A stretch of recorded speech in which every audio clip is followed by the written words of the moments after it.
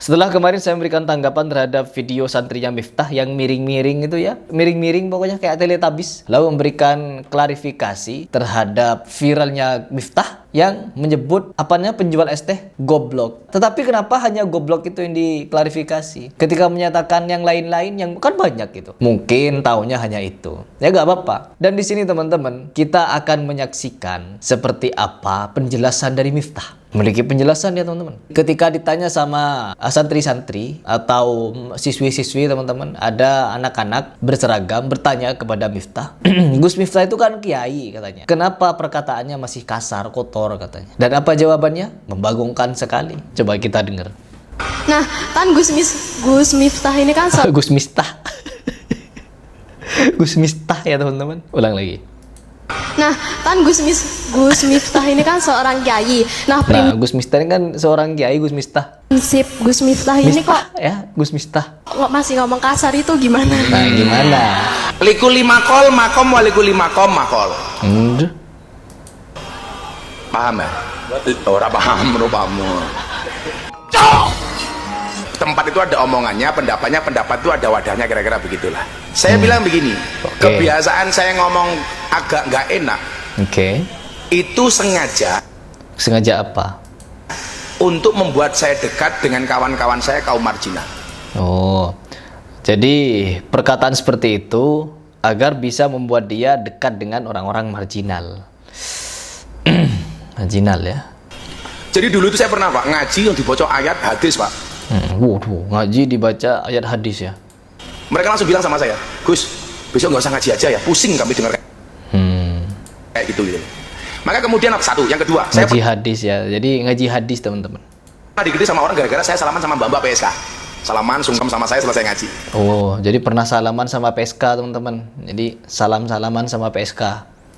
Bukan muhrim kok salaman dan lain sebagainya. Bukan muhrim kok salaman dan lain sebagainya. Mahrum Gus, ya masa sudah jadi kiai, sudah jadi ulama, sudah jadi penceramah dai dibayar 75 juta, 200 juta, tidak bisa membedakan mahrum muhrim. Apa ini? Hidup bagaimana nih? Mahrum itu adalah orang yang boleh kita sentuh, namun tidak boleh kita nikahi, seperti adik kandung, orang tua. Itu ya, kalau yang bukan mahrum adalah mereka yang tidak boleh sembarangan kita sentuh, ya. Tidak boleh, nggak boleh kita menyentuh wanita yang haram kita sentuh. Kalau muhrim beda Gus. Ini saya panggil Gus ya, atau saya panggil Kiai ya, Pak Yai ya, Pak Yai Miftah. Kalau muhrim itu adalah orang yang sedang melaksanakan ibadah haji atau umroh. Orang yang sedang ihram itu namanya muhrim. Jadi ini sekelas ulama katanya ya teman-teman, ulama di NU, tapi tidak paham mahram dan muhrim. Jadi saya keturunan ke-18 dari Prabu Brawijaya, keturunan ke-17 dari Raden Patah Demak. Apa ini? Hidup bagaimana nih? Ini kiai ya teman-teman. Al-ulama, syekh, kiai haji, pimpinan pondok pesantren, istrinya ngasih roti kepada santri-santrinya, terus ngasih rotinya dengan cara apa? Yang dikasih jalan duduk teman-teman. Sudah seperti kolonial Belanda, ya. Sudah seperti perbudakan. Ngasih makanan, ngasih roti, santrinya jalan duduk, jalan ngesot teman-teman. Na'udzubillah min dzalik. Kalau kalian cari ini di kitab Sirah Nabawiyah atau Sirah Nabi Muhammad SAW, tidak ada satupun kisah yang dimana anak-anak para sahabat ketika bertemu Nabi jalan duduk atau jalan ngesot ketemu Nabi, diberi makanan sama Nabi ngesot. Nggak ada teman-teman. Hanya terjadi pada golongan gus-gusan, bib-biban, hanya terjadi di golongan oknum-oknum seperti mereka. Agar kalian tahu, ya hati-hati ya Bapak Ibu yang punya anak. Jangan sampai salah menitipkan anak kalian kepada pondok pesantren yang mengajarkan kolonialisme seperti ini. Membuat orang jalan nyesor, jalan duduk, jalan guling-guling, jalan melata. Seperti jalan melata di tanah. Ya nyium-nyium, nyungsep-nyungsep, nyium kaki orang Sontoloyo ini. Jangan, kasihan. Ya, nanti terdoktrin, terpapar, faham-faham seperti ini. Apalagi si kiai belum bisa membedakan mahram dan muhrim. Bapak Ibu tahu alasannya apa? Apa? Dulu Bu, gara-gara saya nggak mau salaman, mereka memutuskan tidak mau ngaji.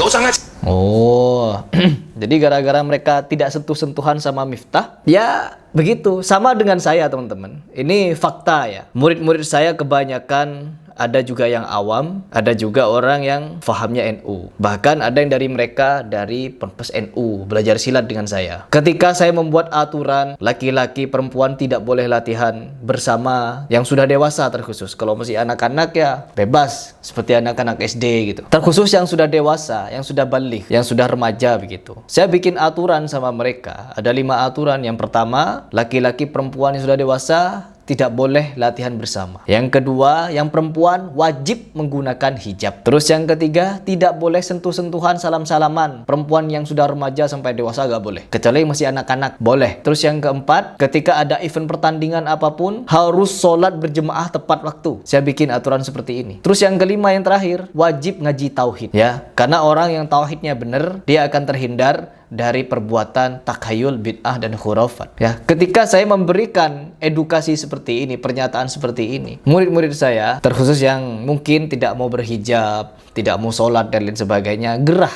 Akhirnya apa? Mereka memilih untuk meninggalkan, keluar dari perguruan. Ya, saya tidak masalah sebenarnya. Ditinggalkan orang-orang yang sejatinya tidak mau diajak dalam kebaikan, ketakwaan, ya tidak masalah. Sebagaimana Nabi Muhammad SAW ditinggalkan orang-orang terdekatnya ketika mengajak bertauhid, mengajak bersyariat, mengajak mengenal Allah. Ya, bahkan dimusuhi sama pamannya, tidak masalah bagi Nabi. Karena itulah resiko dakwah. Berdarah-darah, dicaci maki, dihina, ditinggalkan, dikucilkan, dan lain sebagainya. Itu resiko dakwah. Kalau kita malah menghalalkan, melakukan yang diharamkan Allah untuk mendapatkan jemaah, ini namanya melanggar aturan yang telah ditetapkan Allah. Apa aturannya? Wala talbisul haqqo bil batil wa taktumul haqqo wa antum ta'lamun. Janganlah engkau sekalian mencampurkan antara yang hak dengan yang batil, sedangkan kalian mengetahui yang hak itu. Ini Allah langsung yang berikan nasihat. Tapi enggak dia, teman-teman. Saya pribadi ketika tahu hukumnya, sampai saya bertemu dengan Syekh Ahmed kemarin meminta nasihat bagaimana hukum sentuhan dengan yang bukan muhrim. Apa kata beliau? Saya sudah membedah 23 atau 24 kitab begitu ya, kalau tidak salah. Itu ada di podcast saya. Kata beliau apa? Di antara kurang lebih dari 20 kitab itu, tidak ada satupun yang membenarkan dan membolehkan laki-laki dan perempuan yang sudah balik dewasa sentuh-sentuhan, apalagi salam-salaman, cium-ciuman tangan. Saya dulu ketika faham masih NU, saya salam-salaman dengan perempuan, siapapun perempuannya saya salami. Jadi saya tidak peduli sekarang. Orang yang mau ikut perguruan silat saya ya harus tahu SOP di perguruan saya, tata cara berlatih begitu. Ya kecuali masih anak-anak. Saya juga ngelatih anak-anak, teman-teman. Mereka ada yang tidak berhijab. Ya saya tidak masalahkan. Tapi saya beri nasihat kepada orang tuanya, ingat, ketika sudah balik wajib untuk berhijab. Begitu. Kalian dilatih masih umur 7, 8 tahun, 6 tahun. Ya udah biarin saja gitu. Tapi saya menasihati orang tuanya agar kelak ketika dia sudah dewasa berhijab. Begitu, teman-teman. Oh enggak, kalau Miftah, apa yang dikatakan batil oleh Allah dikerjakan demi mendapatkan jemaah. Na'udzubillah. Kayaknya sok suci, modern aku. Oh, sok suci. Ya memang bukan sok suci, memang itu aturan. Memang itu aturan dari Allah. Bukan sok suci. Nanti kita rajin sholat ke masjid, diteriaki sama orang, sok alim, sok takwa. Nanti kita agak sholat lagi ke masjid. Ini namanya menghindari atau meninggalkan ajaran yang telah ditetapkan Allah hanya dengan mendengar ucapan orang. Saya kalau dalam bahasa usul fikih itu ada bahasa akhafud daruren. Darurat, ya sesuatu yang darurat. Ambil darurat yang lebih ringan. Iya, darurat ringan. Apa itu? Saya mendingan salaman, Mending salaman, teman-teman. Salaman mereka. Oke. Tapi mereka mau ngaji, daripada saya tidak salaman, mereka tidak mau ngaji. Oke, daripada tidak salaman dan mereka tidak mau mengaji. Ini apa ini ya? Ya Allah, apa ini? Terus apa yang didapatkan mereka ketika sentuh-sentuhan? Terus ketika mendakwahi mereka dengan cara sentuh-sentuhan? Enggak, seharusnya tinggal disampaikan di awal. Mereka akan mikir, teman-teman. Para PSK yang dia sebutkan itu. Mereka akan berpikir ketika kita sebagai umat muslim, kalau kalian beragama Islam, ikutilah peraturan dari Allah Subhanahu wa Ta'ala. Gimana ya berdakwah? Berdakwah di tempat, gimana ya? Ya Allah. Saya kemarin sempat nonton tanggapan Buya Yahya. Saya kemarin menonton pendapat dari Buya Yahya bagaimana pendapatnya tentang orang yang berdakwah di klub-klub malam, tempat-tempat seperti itu. Dan jawabannya itu sesuai dengan prediksi saya. Bahwa kalau ingin ya mendakwahi mereka, resiko ya.